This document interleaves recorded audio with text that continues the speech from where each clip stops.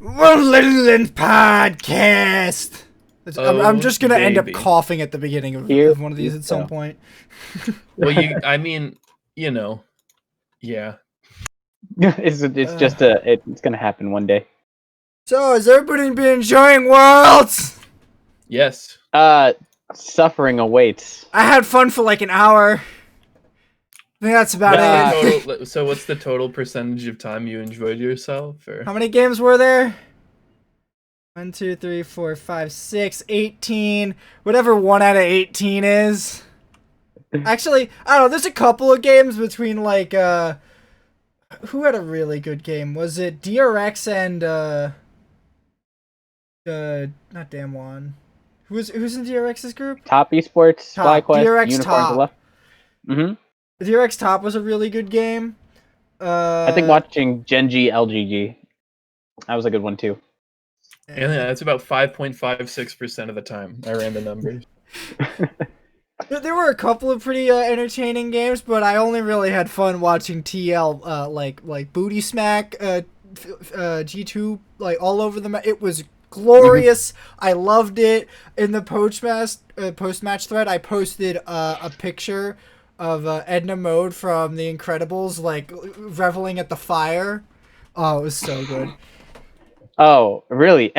Opposed to that one, I loved watching the first 10 minutes of Suning versus Team Liquid. Whatever, the next 20. Oh, it was just destruction. But those first 10 minutes, spectacular to watch. There was a lot of suffering there. Alright, before we continue talking about Worlds and the Groups, there's been a development in the global state of the esports ecosystem. Following in the footsteps of the LMS, the OPL is going to be dissolved. Which one's the OPL? Oceanic, which is Oceanic. Australia? It's Australia, New Zealand, and some other Pacific places. What's happening to it? Or the players? So all the players... Is it like a dissolve or a merge? Dissolve. All the players are granted LCS status so that they can be picked up there without taking up an import slot. How that's going to work out is beyond me because we live on hell on earth now. Yep. Why do we live on? Why is that hell on earth? We live on. There's nothing to do with the leagues. It's just we live on hell on earth. Oh, you mean Big Rona? Big Rona. Mm-hmm. Aunt Rona came to town. So that's what's happening. I think they're still supporting a regional league there in some respect. I don't know how, and I don't know why instead of dissolving the league, they don't just pull it back a shitload. Because I don't... It doesn't feel like to me that they can't just... They can't just not have like a studio and all this high production stuff. Like, you just do what we're doing to do the OPL. It's not like it takes that much to have a tournament. Like, they held the LCS from everyone's apartments. I think you can hold the OPL in the same kind of space. But it's out of my hands. I don't think this is gonna matter at all in like the grand scheme of things. I think it could only probably help NA because that's where all the players are gonna end up going. But that's just my take on it. What do you guys think? So is it permanent that like players from Oceanic region will count as LCS qualifiable, or is just current pros / challenger? I think every player coming from the OPL servers, whatever server hosted so that it's country. Like a future thing as well. Yes, it will affect all the future players until they like make a change in this decision. Wow. Mm-hmm. Well, upside, I guess more talent to pull from. Maybe. I guess that kind of helps. I don't know if having a server about a quarter the size is gonna make an impact on it. Then again, if we could find more FBIs, we might do pretty good. FBI looked pretty hot. But then you can also find more Ryomas as well. So, well, sure. Always a coin. Hey, Ryoma's not taking up an import slot now. That is true. I can't make that argument about why to him out. Damn, you lost one of your things. Tommy's here to stay. What are you gonna do for fun now? I don't Other than know. complain I'll about find a new player. I do it every year. Last Oh, year yes, it you was do. Dokla. Dokla. This year it was Ryoma. Last year you rode Dokla very hard. Yep. Well, you should have played better. Bro, dude, you couldn't have played that well in the LCS. Yes, I could. Nah. You'd average more deaths, fewer wards, Fewer wards, more team conflict, more deaths. You know how More many times that team man conflict. died? more So less far, than you would have. Haymant. So far, I've Matt. I agree with Matt. 3 for 3. That's everything. Matt, We're on. what do you think about the OPL being dissolved? Well, I've never watched an OPL game in my life. Did I say Matt? I meant to say Haymont. Well, I was gonna talk, but we'll let Haymon go first. I thought you were talking, but whatever. No, I hadn't really said my thing. I'm just gonna keep going because at this point it's weird. All right. My thoughts are, it's unfortunate. It makes me curious how if this continues to happen with other smaller regions, how it would end up affecting worlds with fewer regions to pull from for wildcard teams, right? Whether we end up sort of seeing something happen there is something I'm interested in looking at in terms of how it pans out. I think it's interesting that they're only allowed to count as NA players now. I think it might have been better if you had allowed them to also count, say, as like European or something. I imagine I don't know why they chose NA in particular to give them like the citizen status of for in terms of teams. I'm sure there was some reason.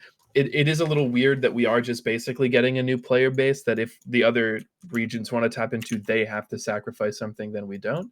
But it was it seemed like it was a fairly small league. It seemed like they were never really like, were they ever really pushing for like best teams in the world? Like, I don't think so, right? Oh God, no. Yeah, so I'm sure there are some good players, and it's really good for NA, but it is unfortunate to see, of course. Haymont, what's your thoughts? I would be happy to see a couple of their talents in NA. Legacy Esports, the run that they had in the play-in stage was actually pretty nice and good to watch. So there is talent there that would definitely benefit whichever region that they would go to. If it's North America, is probably benefiting the most from this because of the region's been dissolved and because now you get these players without any real adverse effects besides having to just import them over here if you want them in studio. Otherwise, yeah. I agree Anthony, with. why did you mention like that they could like make the league the way we did NA? Like, I didn't see it as like one of the reasons they cited that they can't be in studio. Well, I don't like they're very vague about why they're canceling it. It's very clear that it's because it's not making them enough money, but I don't understand why they have to just destroy it when the league can be as competitive as it is now without being as high budget of production as it was. So instead of having it as like, sorry, you instead, instead of it having it as a league, are you saying that it should be transformed into more of like maybe like amateur tournaments? No, it should still be a league, but like you don't have to make a whole thing about it. You don't have to spend a lot of money on it. But then the question then might be like, would players from that region still do it? Because like if they're cutting the budget, presumably also they're cutting like player salary somewhere in there. I mean, and like are they going to still do it now? What do you mean? They're not going to do it now. They've canceled the whole thing. I would have rather. But what I mean is like smaller. the players might have just been, if like all of the players just left because they're like, well, Yeah, I guess. Because like if you're not doing it high production, you're getting fewer, like you have less room to plug for sponsors. If it's especially in a smaller region, I would imagine. you have less places to place brand deals, right? Because you don't have a physical location to put up ads. You don't have a studio where you have people to sell specific things and make like deals that you're going to sell this kind of stuff and this kind of stuff. And all of that is going to affect player salary. It's going to affect team salary, coach salary, caster salary. Like, there are a lot of, I can imagine like a lot of people, if they just like slash the budget like super, super hard, that they would just Mhm. be like, well, it's not any longer financially worth it. And I'm either going to look if I'm good enough to leave the region, or I'm just going to retire or do something else. Right. And maybe Mhm. I'm wrong. Like, I have no idea what the attitude of the players is. Maybe they just want to play out of, they still want to play. But I mean, like I said, I think it's definitely unfortunate that it's getting canceled. I mean, I can definitely see that, where it's like, if I can't make enough money doing this, then what's the point? But at the same time, uh, even if you make it, like, just more amateur, more, I mean, I see how it would make it less competitive. I don't know the specifics about how the league was operated, or like their finances at all, but it just, to me, it seems very drastic to go from, we're having the OPL, they finished tied for like the tied one spot out of getting to groups at Worlds, Mhm. and now they're just not a thing next year. And I don't, and apparently they're still gonna have international representation, but How? I don't know. Like, that's my, honestly, my major problem with this release is that they just said, we're dissolving the OPL. We're not going to tell you why, and we're not going to tell you what our plan is to do instead. We're just, and to me, that's just like, Well, but did they confirm there would still be international representation? uh, we will also hold the qualifying tournaments in OC for both MSI and Worlds in 2021. Well, that might mean like, are they canceling it next year or the year after?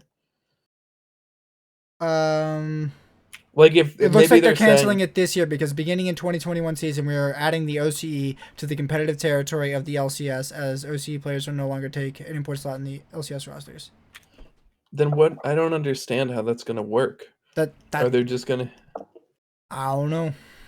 My thought is that they're basically just closing the doors. They're gonna go back to having those like regional qualifiers like we had in season 2 for Worlds for this specific region, and then just have Mhm. open qualifiers for teams that'll sign But up I and think play that the out. difference, like the state of the game is so different, right? The competitive scene is so different, right? Like, in season 2, like, how many, like, hold on one second. I mean, that's, I know that it's different, and I definitely think this will adversely affect the region by just deleting the league and telling them, okay, you're going back to playing ranked fives for the rest of your life. Good luck. Like, it just, I don't know why that seemed like the best option instead of just skeleton crewing it, and also giving them uh, LCS regency. Like, I don't get it, because uh, they already gave them residency in, whatchamacallit, in Academy. So I don't know if they had known this was happening for a long time already, and if they did, why is this so vague?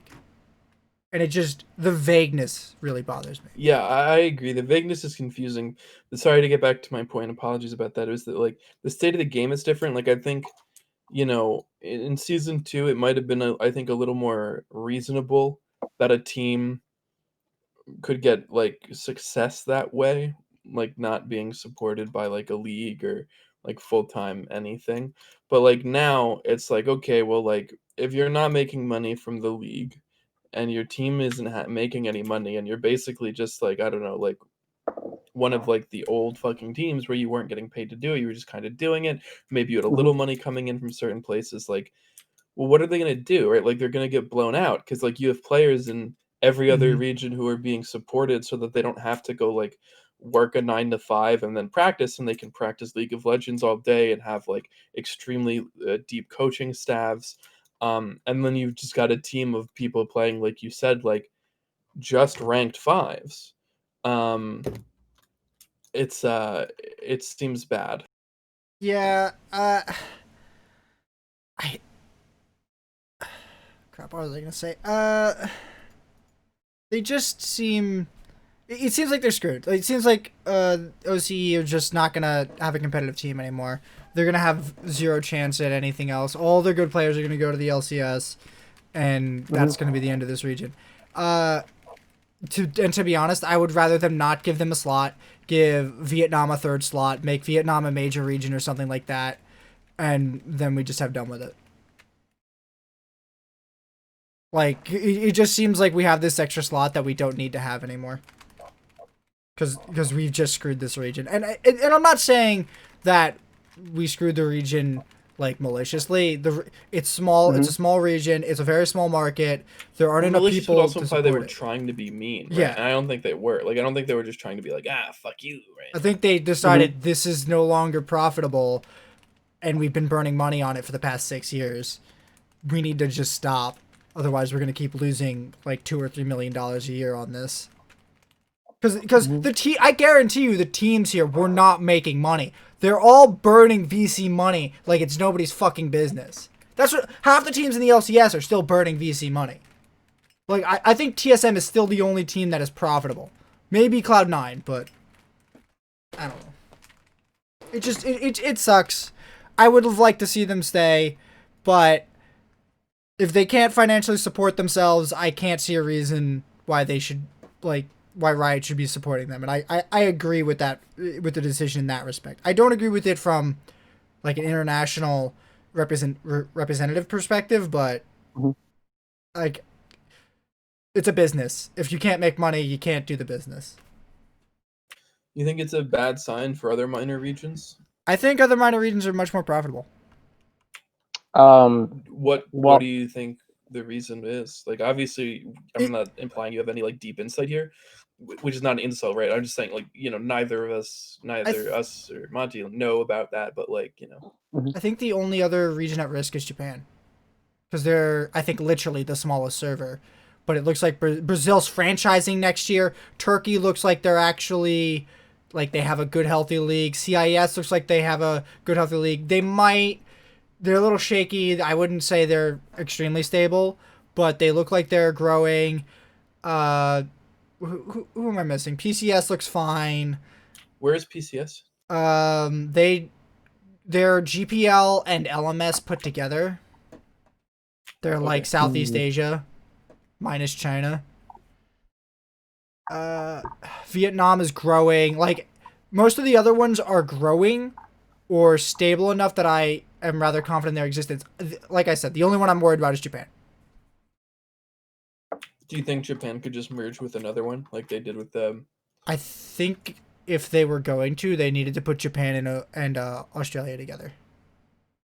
I think that's if they were going to kill Japan next year and they didn't just merge them with OCE this year, it's a major mistake. I think that's completely true. I'm interested to see if they do come out and say, hey, this is the reason we chose NA in particular, right? Like, my first thought was like maybe a language barrier thing. Yes, I think that's the primary reason. But here's the thing. Also, visas are a lot easier to get. Maybe, but like, what about Europe, right? Like, there's still no language barrier with a lot of European teams. So, like, why a lot of them use a different language. Do they? Yeah, I think Matt talks in Spanish. You know what? Fair enough. I'm just whenever I watch the very rarely the mic checks, I usually see English, but maybe it's like, well, that's because you're watching English portals, which won't make a mic check for a foreign language that often. Yeah, no, that's but like in Worlds they have them for like non-English speaking teams, but even then I usually maybe I'm just sort of not understanding the structure of the way that works, but like I said, I'm pretty sure it's got to be an easy language barrier. They're all going to understand each other clearly. The visa's got to be easier to get. I'm not sure it's going to be that much harder to get one to Europe. Right now, you can't get a visa anywhere, so it's kind of a moot point, but... Yeah, well, right now, this is a different sort of larger issue that the LCS does not control. But, I think the other thing is that, LEC has a gigantic pool of players to pull from. They have a large supporting, secondary league, and... That's fair.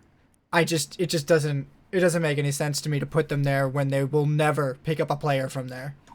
Like, do you predict that in the next season or two we're going to see a sort of exodus of players from Oceania? Like, do you think we're really gonna? Do you think we're gonna see like a huge amount turn around, or do you think it's gonna be like fairly small? I This is to both of you, by the way. But. think. I think it's going to be Haymant, a go. fairly small turnaround. I don't think it's going to be like there's going to be this massive export or this massive exodus to North America, which is going to be unfortunate.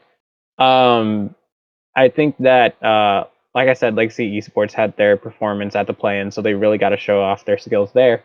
Most of their players are probably going to get picked up by different teams or their academy teams. Everyone else, I think it would have had to be prior research that would have had to been done, because even when the Oceania teams didn't take up an import slot. What was the situation over the split when Ryoma came over? He wasn't considered. He was considered an import, but he didn't take an import slot. Was that the No. That's situation for for him? Academy.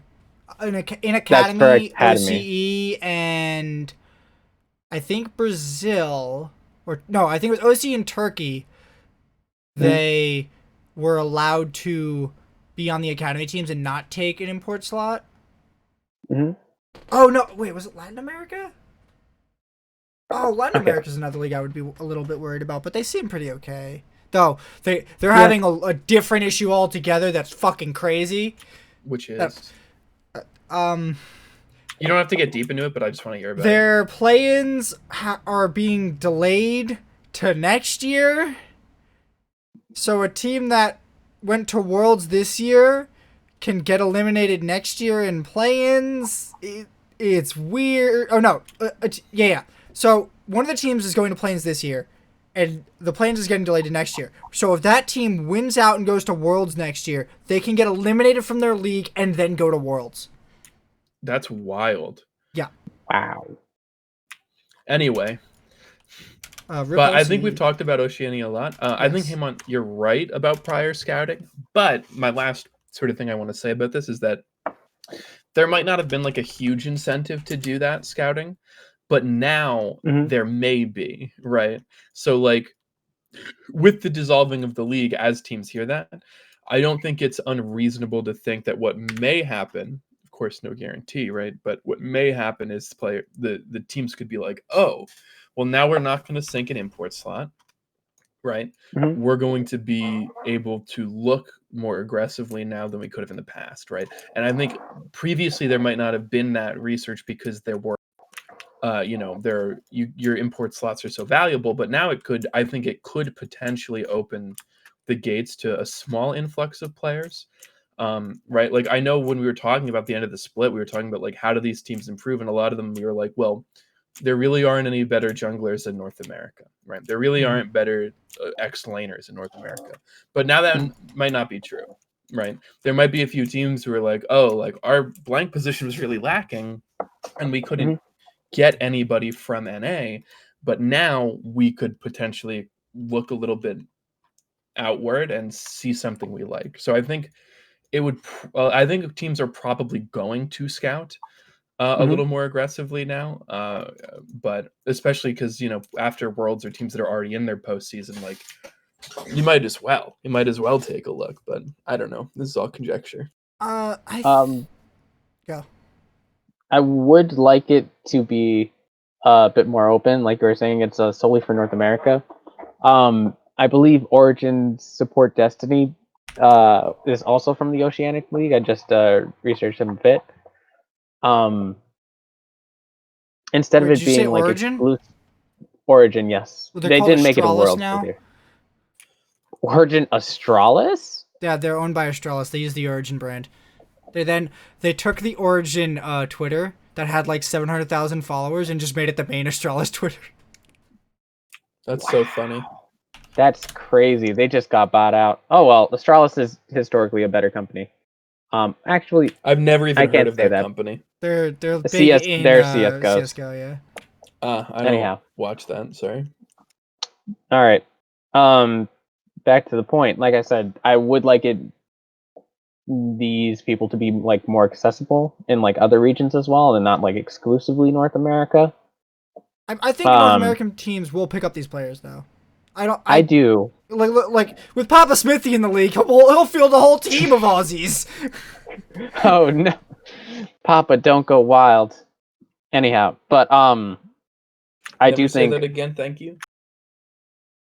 that it would be at least nice that more of this talent could be picked up in like other regions as well. Maybe there are other people who could also put their scouting up and make it a bit more of a competitive market and a bit more demand. But that's just a little tidbit there. All right, we talked about this for far too long. Yeah, I didn't expect this to go this deep. I didn't either. I thought we were talking about like 5, maybe 10 minutes, but damn. All right, let's get to the main meat of the menu. World's group stage has happened. Yes, it did. Now, and nothing bad happened to anybody. Never, not even once. So we're gonna go through this group by group, starting with Group A. Actually, let me put up the current standings on screen. Bam. There we go. Actually, move it over a teensy weensy bit. There we go. I should have put more faith in Gen.G. Anyway. You literally said you were gonna be a Gen.G stan, but okay. I mean, I am, but I forgot that I said it when I did my picks, and that's my loss. I reminded you. But you reminded me after I did my picks, and I didn't want to go back in because I'm lazy as shit. Alright. Anyway, shout out Gen.G. They're the homies. Group A. You got G2TL Sunning and Machi Gaming. Now, you got there eventually, buddy. I did. I'm honestly a little impressed with Sunning. I thought they wouldn't perform this this well. I thought they'd be a little bit sloppier. But they're definitely rather impressive. And watching them play against G2 is actually one of the better games, I think. But overall, looking at it now, I think there's a good chance for them to make it out of this group. I think them and G2 are looking like the two that will probably make it. TL did take a game off of G2, which might actually have huge implications. Because if G2 lose to Sunning next time around, and TL beats G2 again and beats Machi, TL will win the tiebreaker against G2 off of match record and go. I think that is entirely possible, given that TL beat them once already, and that I think that they can still beat Machi if they don't sit there and do nothing like I'm watching CL fucking G. Like, come the fuck on. So, I'm definitely thinking this group is still up in the air. I don't think Machi can actually make it out because I think Machi will actually lose to G2 and Sunning next time around. Who did Machi beat TL, right? Yeah. So they're gonna finish 2-4 at best. And even if they beat TL. So it's hard to say that Machi's gonna get out when their record says otherwise. And when TL just needs to beat the bottom seed in the group to get to beat a team they've beaten and beat the bottom seed to get out. So, what do you guys think? I think I remember watching the G2 Esports and Sunning match, and it was just a banger all the way around. I really thought Sunning had that game. We did see SOFM. Suning, God, oh man. But SOFM has been a pleasure to watch. Holy crap, bringing out the Tank Lee Sin in that game. And Suning really did punish G2 Esports for making any oversteps or any over-aggression in the early game. And SOFM's kicks were amazing. Hua Fong, I believe he was a new AD carry that they had brought on. Great performance. It's just they weren't able to close it out in the late game. G2 was able to get those late game team fights in their favor and actually start working with that aggression properly. So I really am looking for Suning. They had also just bullied Team Liquid's bot lane in one game. In Machi Esports, I don't remember their matchup there, but I'm absolutely certain that they probably had a blowout in some lanes as well. All right, TL versus Machi. No, in Suning versus Machi. Oh, Suning versus. I'm pretty sure that was a raffle stomp if I remember correctly. Mm-hmm. That was on the So last day. Yep. So I'm confident that Suning's going to make it out. I'm looking forward to it. G2 and Team Liquid are a bit of a throw up for me. G2 still looks like they're in form, but like I said, in their match against Suning, they had that bit of over-aggression, and Team Liquid just handled them most recently. So It it's looked really a good. toss It looked like they had a lot of control. Mm-hmm. And it, when G2 was the one who beat Suning just barely and blew out Machi Esports, right? That's something that's really good for Team Liquid actually getting this win. What I'm a little bit worried about is that Team Liquid currently seems to be ramping. I'm just worried if they're ramping a bit too late. In their first 3 games, there were like defining moments where in their first game against, I believe it was Suning. No, it was against Machi Esports. It didn't really look like Jensen or Broxa were showing up. Mission, the mid laner, was actually beating Jensen most of the time, and it didn't look like Tactical was able to use any of his advantages in lane, and actually converted into a lead later into the game. Well, the problem is that when TL faced Machi, they drafted 0 engage. Mm-hmm.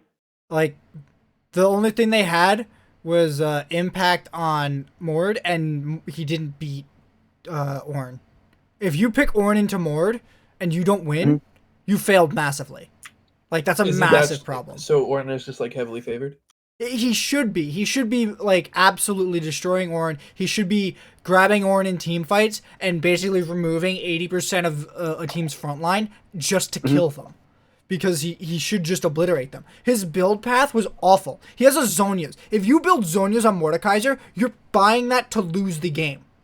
Because you're ulting somebody and then hitting Zhonya's. Just to live longer. Oh man. Did he buy that item early on, or did he get like a natural? There's no reason to buy the item. The top side is Ornn, Volibear, Syndra. And then their AD carries Ezreal. There's 0 reason to have a Zhonya's this game. I don't know why this isn't a Gnasher's Tooth to have better dueling against Ornn. Or a Gunblade of all things. Like, that would have been better here. But a Zhonya's? Like, he's just trying to survive, and that's not how you need to play Ornn. If you're playing Ornn to survive, you're gonna fail. You're gonna fail over and over again. I never want to see this again. If anybody this fucking tournament builds Zhonya's on Ornn and they're not into a full AD comp, they're trolling. You mean Mord? Mordekaiser. Mord. Yeah. Also, yes, the same thing for Ornn. Honestly, even if it's a full AD comp, probably don't build it on Ornn. It's a funny item. Imagine just hard dive the backline, kill 2 people that hit Zhonya's and just stand there posing. No, it'd be funny as shit, but it'd be bad. Mm-hmm. Let me see, and I think those were the 2 most memorable games from Team Liquid. It's just a matter of whether they ramp up enough now, and whether they can get Broxa and Jensen to keep performing well. And Tactical, I've had no problems with whatsoever. I think the only game where he didn't get to show up was the Suning game, and that wasn't really his fault. I think that was more of a communication between the team that needed to be addressed, and he got forced off of 2 waves at level 2. So it's really hard to play the game when you're Twitch into Draven and 2 levels down. I should know. I played it twice this week. Twitch is always a huge gamble, though. Like, that's the, like... Mm-hmm. I mean, he's also, like, not an early game champion, so, like, I think you kind of have to expect if you're Twitch into a Draven, like, you can win the early game depending upon who your supports are or if they fuck up, right? Because Twitch does actually do a shitload of like one-on-one damage. Especially before with like his dot before Draven gets his lifesteal is just it's lethal, bro. Like it's insane. But it's your supports and a bunch of other stuff matters as well. And I don't know that it was specifically the champion's fault, but sometimes it's just you have to play Twitch is like kind of pray for the late game, like the 2-3 item spike, and then you just actually demolish everyone. But I mean, when you're I don't behind know. a Draven with Nah, rapid fire, this is i.e. Storm Yeah, Laser, It's not a good position to be in, buddy. he yeah, no. outranges you so hard. I mean, that's why you use your stealth, and then Just rip one on him. Hey, But I had to put that game on fucking Broxa though. Like they're tunneling so hard on this Lee Sin pick. They need to stop picking it. It was more of a communication problem in the early game because it was like, okay, the jungler had assisted. Let me correct that. SOFM had been bot lane and like forced them off the turret and had like disappeared for a while to go farming on another part of the map, and they were still being forced off. Like someone should have either been able to either guess SOFM wasn't there or like figure out where SOFM was on the map, because the fact that they missed a good like 2 or 3 waves because of that is really bad, and that's a lack of communication on TL's part. And then of course immediately afterwards they have their matchup against G2 Esports where they dominate. So The they fun just part of need Worlds. to be yes. So they just need to be able to ramp and come out the with 5%. and adapt a little bit more to these picks. I did like the fact that in their win, they actually took set support for Core JJ. It looks like he didn't have experience on the pick sometimes, just like going for a full slam, which is understandable. Did you watch him just flash forward at like a 3rd HP and get nuked as he tried to stun people? Yeah. Oh my god. That was not Again, worth it. not experienced with the pick, but I do like the bit of innovation. Alright.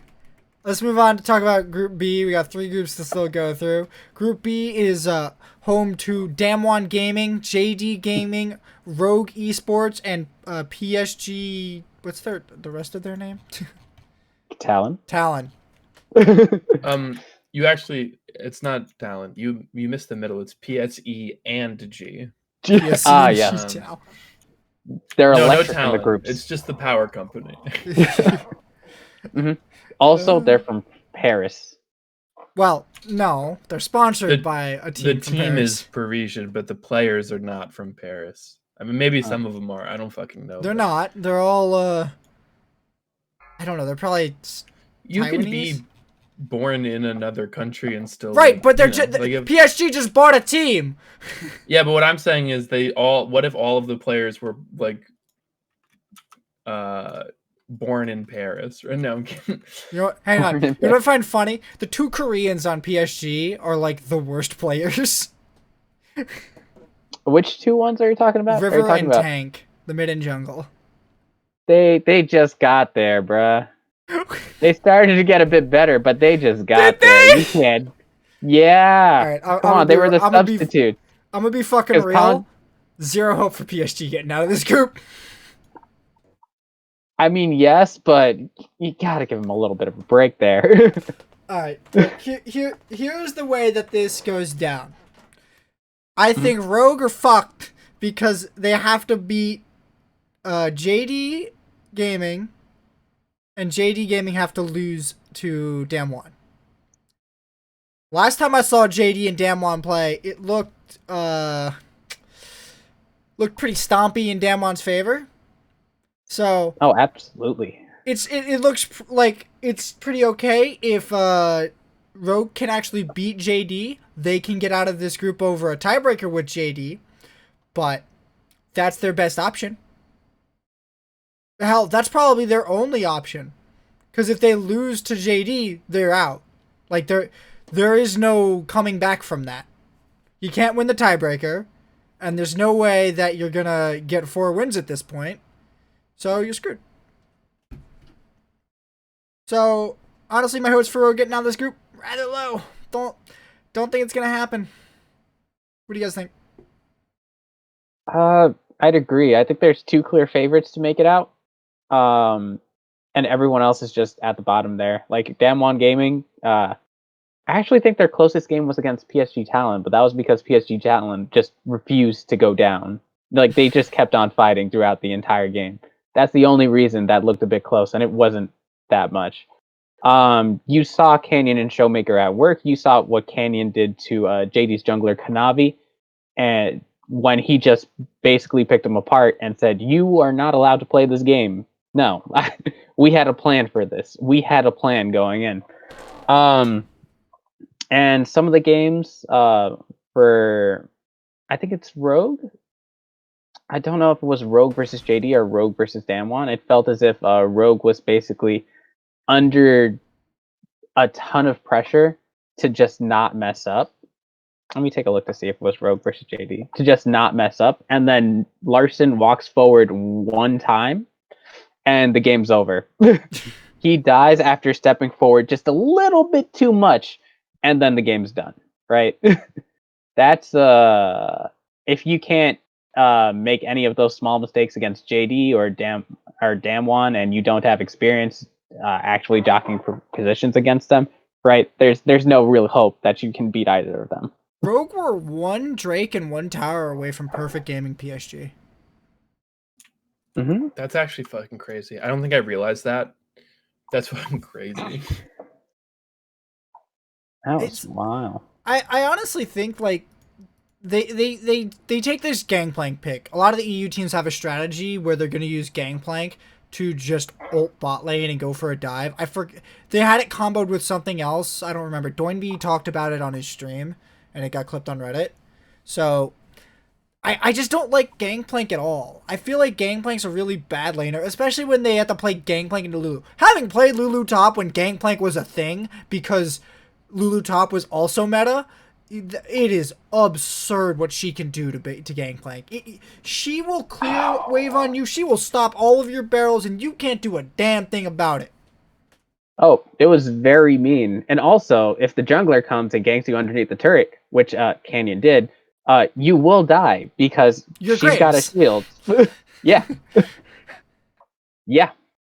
It's a different way of funneling, I'd want to say. Imagine Gangplank getting dove and living. That would be amazing. Oof. Oh, man. I think it would require the ult and a big fuck up on the other player's part. It would require an ult and to land an early barrel chain and have another barrel in the chamber. I'll tell you, that's not going to happen at level 4. No, it's not. Unless he's hacking the game on the world stage. Unlikely. Mm-hmm. Well, Larson on Azir. A little from me.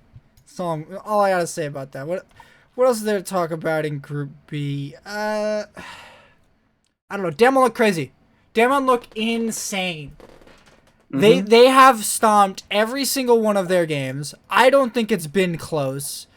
Like, who was it? Machi? Was it PSG that actually had the best shot at them out of everyone? It was the closest game, but only because PSG kept on skirmishing. Yeah. That was it. Every other one, it kind of felt like, okay, like Rogue versus Damwon gaming, it felt that Rogue was trying not to mess up, and then they did, and then Damwon just ran them over. I kind of see why. Because they, in the early game, they made some decent kills, but then they just gave up every single objective, then got one Drake and got wiped, and couldn't recover because they lost 2 inhibitors off that. Oh my god! They lost... They lost Baron, and then Baron took 4 turrets and 2 inhibitors. Oh, wow. Jesus Christ. Yeah, Damwon are crazy. Oh, yeah. Beryl, hands down, looks like one of the best supports at Worlds right now. I can't wait to watch Damwon versus Top in fucking semis. You know what's gonna happen, right? We're not allowed to have a good final. Sometimes we get good finals. When do we get good finals? Oh, it's season 3, season 2. Season 3 was a 3-0. Season 2 was 2. Maybe. I think the only good ones were season 2 and... But season 2 is when the Sligon Jokers won it on. I'm gonna keep making this joke for the rest of my life. I don't know why I find that stupid shit so funny, but I really do.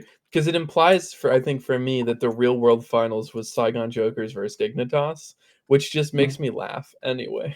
Alright, everybody said their piece about Group B. Matt, how are you feeling about Group B? I mean, I agree with what you said about Dam 1.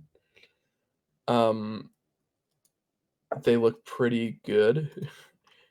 I don't know. You guys said a lot of shit. What do you want from me? I'll talk more about Group C. You guys fucking said it all, All right, bro. Matt, talk about Group C. TSM LUL. Your turn, Anthony. No. I quit. How did you not see that coming, dude? How do you've known me so long? How did you not see that shit coming? The resident Gen.G stan over here. Yeah, I actually, I'm an idiot. I didn't put them high enough. I actually did, despite putting them 3. I mean, like, I was kind of joking about being a Gen.G stan just because there's like a Gen.G content creator or 2 that I like. But I actually, I mean, I feel like I had them at a kind of close. I don't remember what I said, but I think when I made the list, I was like, this is actually a pretty tight group, right? For the most part. Like, if you had told me that like Fnatic, TSM, and Gen.G were all going to be like fighting for like the top 2, I would have said yes. And it's only because I don't really know who LGD is. But watching them in planes made me want to cry, though. fair enough. But my thought is that this is like, for me, that top 3 I had was not like, oh, it's like miles away, right? But I had Genji at 3rd, and that was looking like it's about to be wrong. They were playing really well. TSM, unfortunately, is underperformed, but of course, out of cruelty, I'm going to let Anthony talk about that in more depth. And Fnatic are doing sort of as well as I expected them to. Or being like, they haven't like chucked yet, right? Like, they haven't done like a TL draft Mordekaiser and Yeet a fucking Zonia's on it, or whatever the fuck we were talking about earlier. But so far, I've been pretty impressed with Group C. I think they've had some pretty fun games to watch. So is that good enough for you, Anthony? Yeah, it is. So, okay, so anyway, Anthony, tell me about why TSM sucks ass. So here's what I think is going to happen. Groups. TSM is going to win all 3 of the games next week because they like to watch me because then they're going to get a tiebreaker. And then when they get that tiebreaker, they're going to lose the tiebreaker. That is my curse. They like to give fans hope. That is what I get to live through every year. Oh, so man. This is why I think they will buddy. win the next 3 games. Anthony, consistency is key. Consistency, you say? Is that why we traded away Biofrost and Doublelift for Zen and Mythy? Well, they were inconsistent with the typical win half, lose half meta. Do you want to take us through the defining moments of each TSM game? No, I'm impressed. I'll let Monty do it though, because I want to LGD hear it. And how they've been able to stabilize after that abysmal group stage. I don't know how the fuck they drop games to those teams that they can play this good, but I get the feeling it has to do with those teams attacking Peanut, because Peanut looked useless in all of those games, and that I think's the key. I think that LGD really are like, good? Huh? Isn't Peanut very good? He has his on days and he has his off days. I didn't say he had a ring, but I mean, he's good, so it makes sense to focus him. Anyway, you know, I cut that you off, my bad. epic best of 5 at MSG between Rocks Tigers and T1? He was the Rocks Tigers jungler. Yep. Yeah, I know. I'm saying he's like good. Yeah. But like, I don't. Anyway, keep going. Like, teams got to attack him. I think they play kind of like Cloud9. And if they can manage to neutralize the jungler, the rest of the team falls apart. Because from what I hear, Peanut's the in-game leader. Like, he's the shot caller.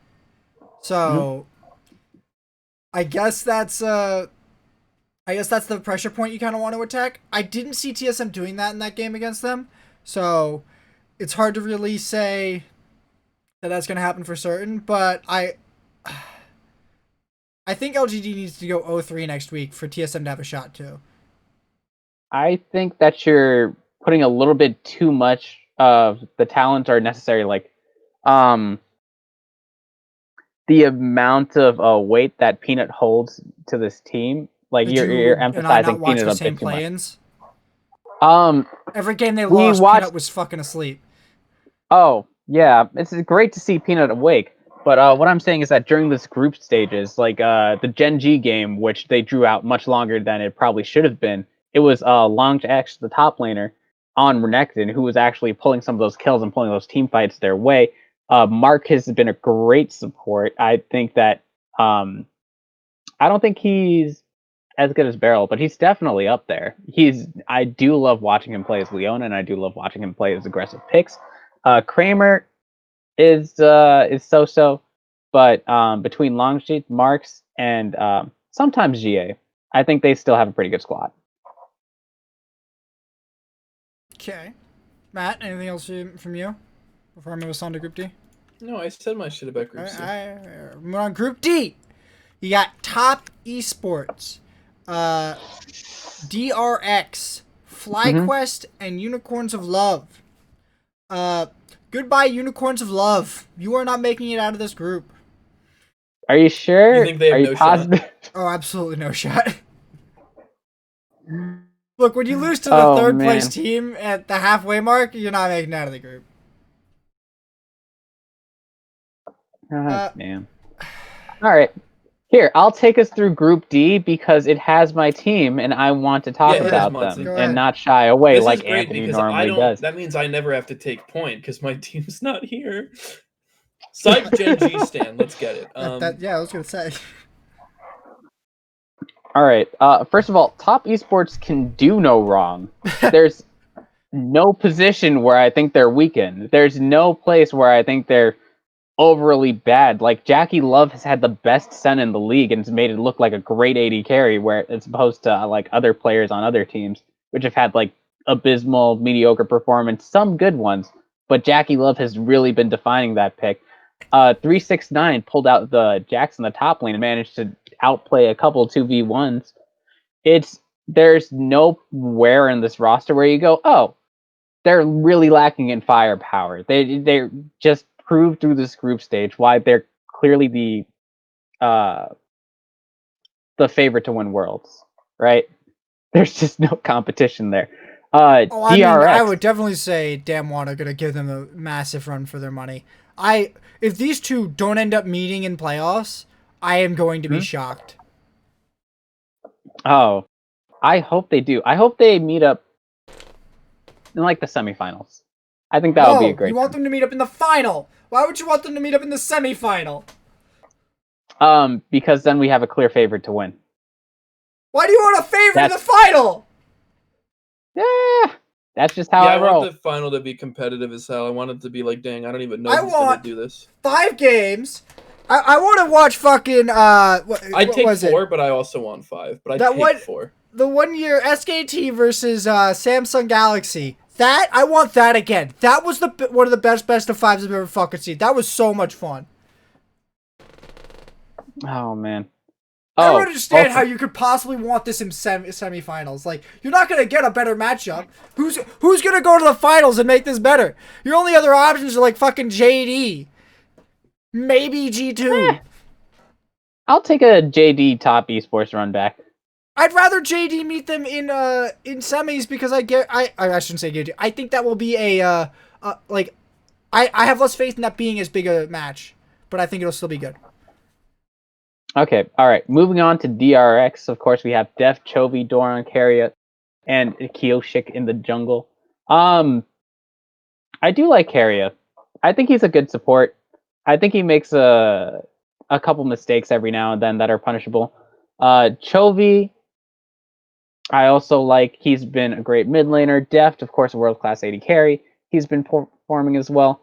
Doran had one highlight moment that I can remember where he got onto the enemy backline as Kennen, if I remember correctly, and just destroyed them. And it was great to see. Like, these standings for Group D have been clearly defined by the plays that by each team and their players, and DRX has definitely proven that they are number 2.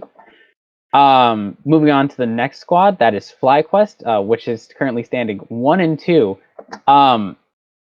Stomp first game, they were stomped by Top Esports. It wasn't really close. They were also then stomped by DRX. Wasn't really close. The only team that they did beat was Unicorns of Love, and that was very close. It felt like at any moment Unicorns of Love could like capitalize on a mistake that Flyquest had made and like ended the game, but somehow Flyquest won anyway. Maybe because of experience, maybe because like the other 4 players who weren't dying actually like knew what to do. But Wait, even then, they were. The Unicorns Love FlyQuest game was close. It was close, but not because it was good. It was close because it was messy, which I didn't like. I hard disagree with you on that one. That game did not look that close. It looked like really? FlyQuest had a lot of control from like minute 15 on. Like mid-game hits and FlyQuest just grab control of that game and run it around by its huevos. I mean, yes, but then there's also moments where like PoE's just dying top lane, and then solos dying at other points.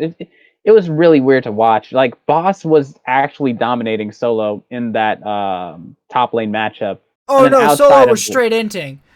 Oh yeah, he hasn't.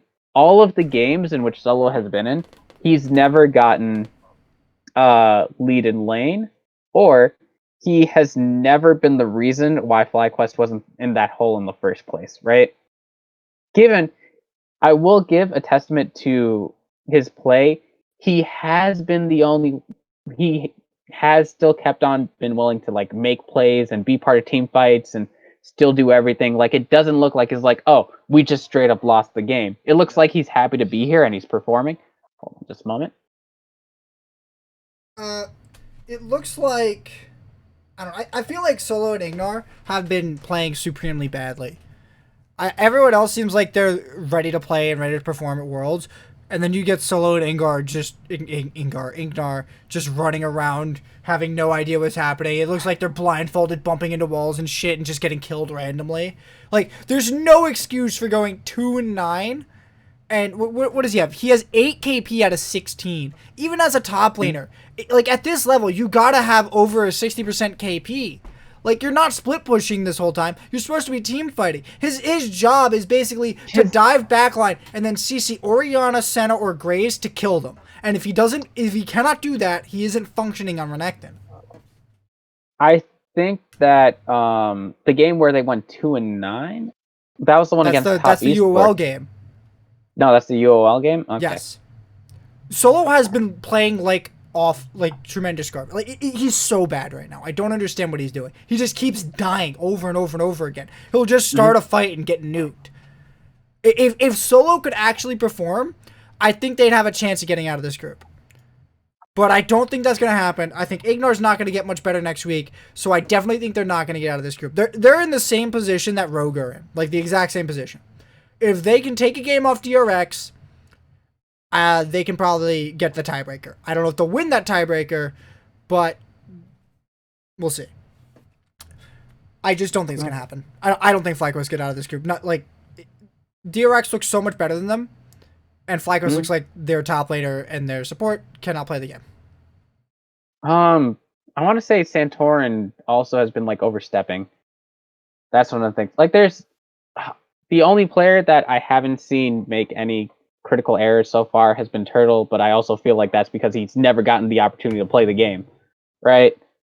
It's felt like more of, okay, Santorin in his game against top esports was a bit too aggressive, going on Knights Akali a couple times and got punished for it, and then Solo just got trailed, just bullied like the entire game. He was also the only one to get kills that game, but bullied the entire game. Ignar wasn't able to hit any hooks on his signature, on his Thresh, which is a signature Ignar pick in North America. It looked like a complete outclassing between them and top esports. And DRX, it wasn't quite to that level, but still pretty outclassed.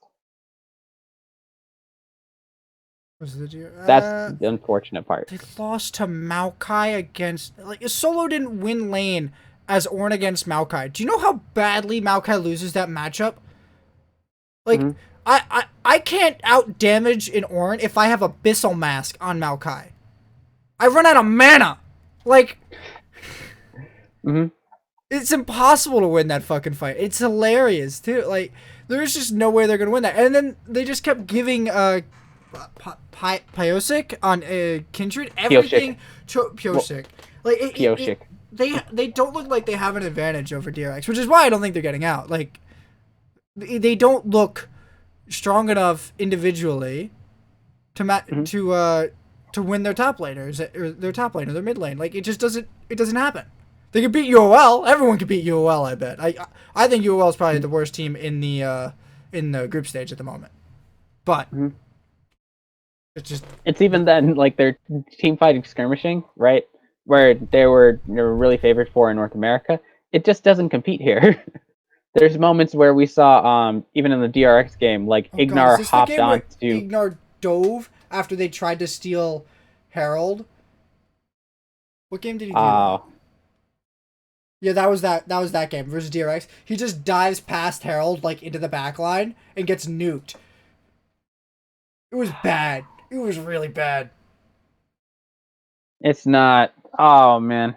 There's some people who you see this Pantheon pick on, and you're like, wow, this looks really great. Like, Carrier in the same group. It's like, okay, he makes a couple of mistakes every now and then, but, you know, him and his team really know how to play with this Pantheon. That's not the case on Flyquest. I don't like Pantheon support. I feel like it's bad. I feel like it only has single target kill potential in lane, and outside of that, it's almost useless. You might be able to get a couple of roams off on him, but I never see them using the ultimate. It's like, what's the point of picking this champ over Set? Set's so much more useful, and Set was available this game. Man, the difference, I think, is that if you watch other teams use the Pantheon pick, it's not there to stay in lane. Most of the time, it'll buddy up with a jungler and invade, or go get deep wards, in which it's useful. Because as soon as you see the jungler, the Pantheon can just hop on them, and with your jungler at your back, you can just get those kills. And then hopefully, of course, the Pantheon gets their leads from that, and then ults to other lanes and influences them in that way. But Pantheon's a snowball champ, and nobody knows how to snowball. I gotta cut you off because we gotta move on. Matt, do you have anything to say about No. Group D? No? Alright, let's talk about meta real quick. Speaking of Pantheon. Orange's too fucking broken. I don't understand how he's still broken, because every time I play him, I just get my fucking cheeks clapped, and I don't get it. Maybe you're bad. Please. Oh, man. The problem is they don't have to play Ornn into, like, fucking Quinn and other bullshit. I think I've only seen a Quinn one time, and I think it was as a counter to a Renekton. Yes. I don't think that game worked out that well. Did not. Got blasted. It was hilarious. All right, so here are all the picks above 75%. You got Nidalee. This is in order of highest percentage. Nidalee, Renekton, Syndra, Lucian, Ornn, Ash, Graves, Twisted Fate. I'm surprised Galio is not here. I'm surprised Galio is, like, basically nowhere on this list. Can I search this by title? I can't sort it by champion name. Wonderful. What do you guys think about Galio not being in the meta at all? He's been picked three times in Champ Select at all. I think PSG Talon had pulled him out once. I might be wrong about that one. You might have to fact check me on it, but it just doesn't seem to have the same amount of impact as other laners. Like, if you were to take another global champion, Twisted Fate is super popular right now, because of his ability to get that semi-global, just go over and get a pick. And he takes a little bit to get online, but, like, the amount of cards that you can throw out during a team fight that's happening is kind of astounding. The amount of damage you can do. People just value that damage, that pick potential over Galio, which is supposed to be this big splash ultimate straight in there and set up a wombo combo of some sort. They're just like, no, we're just going to take these early game champions that can invade or can do these picks and snowball the game in our favor from early to mid game to late. The two games he was picked by Caps and Angel. Angel's from Sunning. And they're both against Syndra. So it looks like it's a niche pick against Syndra. But to me, it's just like, why aren't you picking this into more matchups? I guess it doesn't win as hard into a lot of the other mid laners they've been playing. Like, I don't think it probably does really good into TF. It probably doesn't do really good into Orianna. It probably, like, it does good into Syndra, though. So Mhm. I don't like Syndra's been picked 14 times, and I'm not sure how many of those are like second wave picks, like after you or counter picks, I should say. So it's hard to really say that you should be picking Galio, but Mhm. I just don't. I don't know. I don't feel like he should be that low down the list. I am surprised Lucian's that high up this list though, with Mhm. Syndra in the game. But I guess that's because he's a triple flex. Most of the time we've just been seeing him in the mid lane, and it's probably because he can get off the ground pretty early on, and his Q range is pretty nice for poke and harassment. It's a stable pick currently in the mid lane. What else? So bot Ezreal, lane, Ezreal. What about Ezreal. Ezreal? What? There's been the amount of priority on Ezreal has been kind of He's got astounding to see. 46%. Mm, Is it too low or too high for you? I think I'm surprised by that figure. I've seen a good amount of people pick it up. I think it's probably going to go up higher in priority. There have been teams who've made it look great on them. For example, Ruler looked great on his Ezreal and kept on just spamming spells. Um, there have been other players who have also taken the Ezreal and had a great time, as long as it isn't influenced too heavily in game. I think we've only seen it exploited very well one time by Fnatic, in which they kept on diving it at levels about 1, 2, and 3, just very early on targeting it. It's a very safe laner that people are going to take for the utility and just the straight up poke that it provides. I've been playing a lot of AD carry this week, and I've actually really liked Ezreal. I feel like he's kind of strong. He's really reliable. He's got real good DPS. His poke damage, if you can pop the W and the E at the same time, will just take a carry out of a fight. It's a bit absurd how much damage he can get in one combo, but I don't think he has that much priority because his range is still kind of low. I know he's got actually pretty good range with his skill shots, but his skill shots aren't auto attacks. It's not the same thing as a rapid fire cannon Caitlyn headshot, which will absolutely nuke your ass. I'm more. I don't know. I'm not that impressed by Ezreal at this Worlds. I don't think he should be that much higher. I think he's in a pretty good spot. He's a fallback pick, like an A tier AD carry. If I were to say anything, I think he should be played more because I like his mobility in a lot of team fights and a lot of map positioning. Okay, of course he's one of the champions who does have a global in the bot lane. Let's talk about the other two AD carries who have globals in the bot lane, Senna and Ash. What about So Draven? far, oh I mean, yes, he literally is a global, and he was picked. he does have a global, and he was picked in the one particular Suning game. But more popularity, I do see the Senna a lot more, and I do see the Ash a lot Obviously, you see the Senna a lot more. Senna's insane. more. So, what do you want us to really say about these picks that they're getting picked? Because I don't think they're that insane. I guess Ash, yeah, she is one of the high tier ones. She's about 75%. I mean, but that's just because Ash seems like she's always she's good. stable. Yeah. Because she offers, even if like you can carry on Ash, if you get like an ass load of kills, your damage early is going to be insane. She has insane vision pressure with her E to help control the map and push for objectives, and she is a global ultimate that stuns, right? Like even if Ash has like really bad numbers, then you just build the fucking cooldown build and ult every 20 seconds, and like your team is so much better off for it. Like she's just like, I don't know, like Ash never, like she doesn't seem like she's busted. She just seems like she's Ash. She's reliable. She's so reliable. That's why people play her. Now, they've been splitting their builds 50-50 between Blade of the Rune King and IE, which I don't fully understand the difference between the two builds. I guess the IE build is more squishy target, and Blade of the Rune King is more like tank shred. But it also, you heal an absolutely insane amount off of even Blade of the Rune King with your Q. Yeah. And so if you need the sustainability a little more, it's never bad to pick because you can just like decide to not die.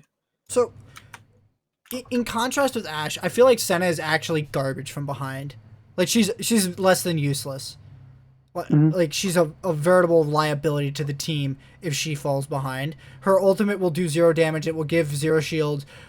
She can't walk up anywhere because she doesn't have kill threat on anybody she sees. Uh, I Mhm. I I still think the 80 carry Senna is not that strong, especially after the nerfs she's gotten. I think those nerfs are in this patch. I'm not sure.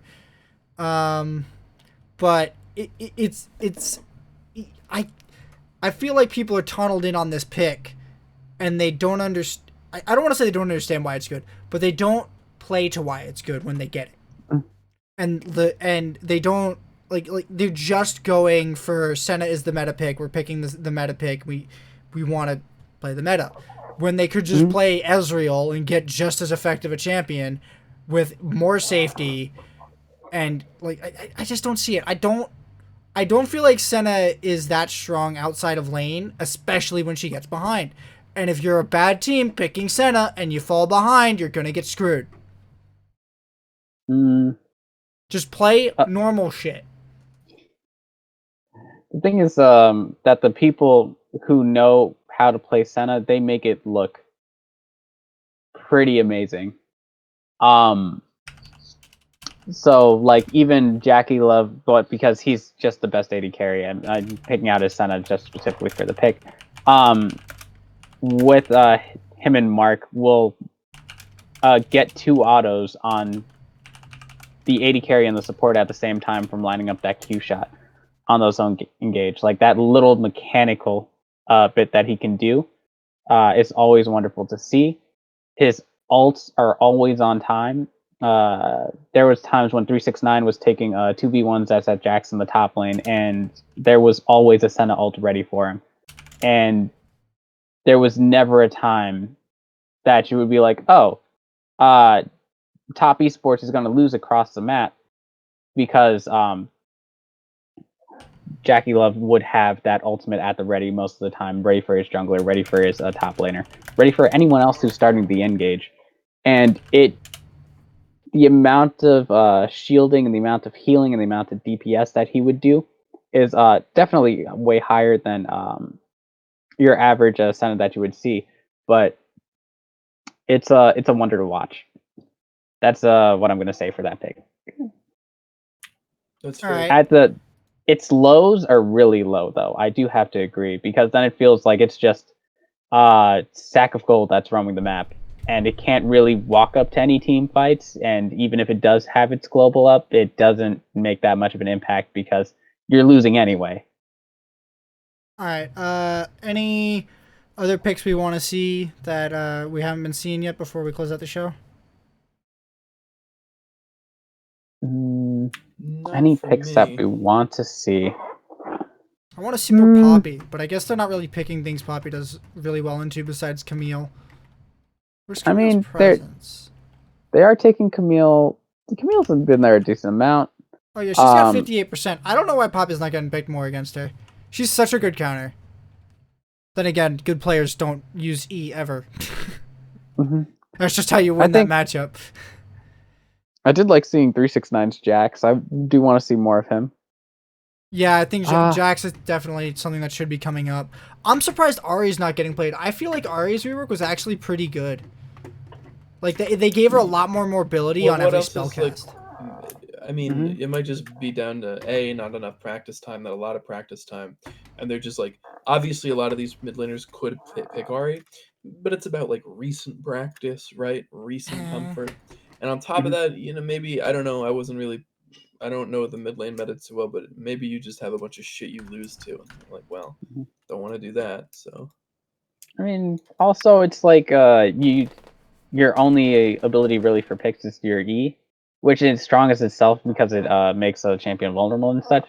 But it's so much easier to just be like, oh, I'm gonna take a Syndric Q and just E it through everyone and get a random stun, or be like, oh, I'm Twisted Fate, I will auto you with a gold card. Like that's very simple. So I think it's just easier to get picks on a couple other champions or to get a random stun on another champion and burst them down than it is on Ari.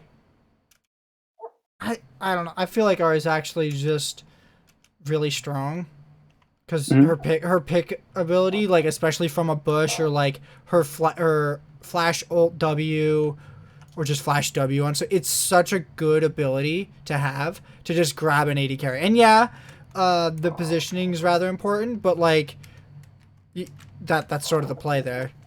I guess she's not great in front to back team fighting, but Mhm. I feel like she's really good in skirmishing, and that's been a lot of the meta. I do see that, but I also think there's teams that will be like, oh, we're gonna check this bush together as 5 while we're going over to this objective.